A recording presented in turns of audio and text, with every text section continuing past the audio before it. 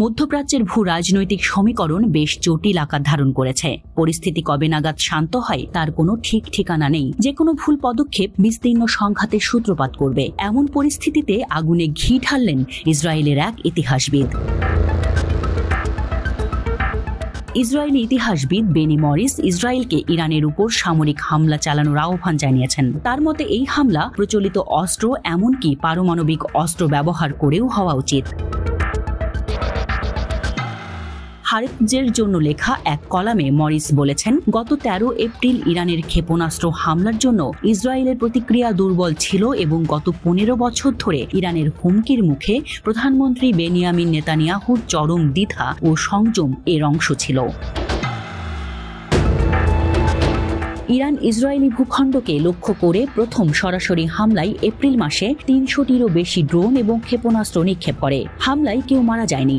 দামেস্কে ইরানি কনসুলেটে সন্দেহভাজন ইসরায়েলি হামলার প্রতিক্রিয়া ছিল তেহরানে ওই ক্ষেপণাস্ত্র ও ড্রোন আক্রমণ।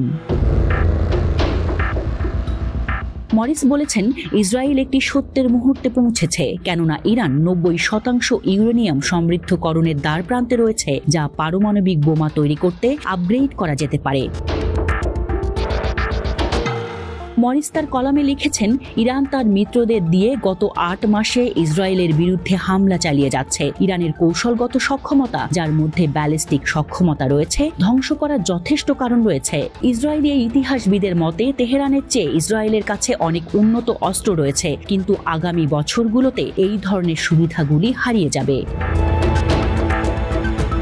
মরিস বলেছেন, আয়াতুল্লাহদের কাছে একবার পারমাণবিক অস্ত্র এবং সেগুলি সরবরাহ করার উপায় থাকলে তারা ইসরায়েলের বিরুদ্ধে ভালোভাবে ব্যবহার করতে পারে। ইসরায়েল যদি প্রথাগত অস্ত্র ব্যবহার করে ইরানের পারমাণবিক প্রকল্প ধ্বংস করতে ব্যর্থ হয়, তাহলে তার অপ্রচলিত সক্ষমতা অবলম্বন করা ছাড়া আর কোনো উপায় থাকবে না। এখানে তিনি পারমাণবিক অস্ত্রের কথা উল্লেখ করেন।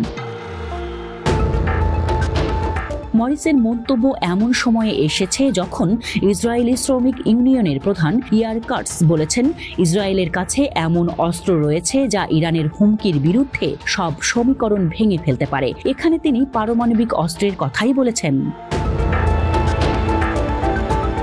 ইয়ার কাটস বলেন, ইরান, ইয়েমেন, সিরিয়া, ইরাক এবং মধ্যপ্রাচ্যের সমস্ত দেশ যদি সিদ্ধান্ত নেয় যে আমাদের সাথে হিসাব মিটিয়ে ফেলার সময় এসেছে, আমি বুঝতে পারি যে আমাদের কেয়ামতের অস্ত্র ব্যবহার করার ক্ষমতা আছে।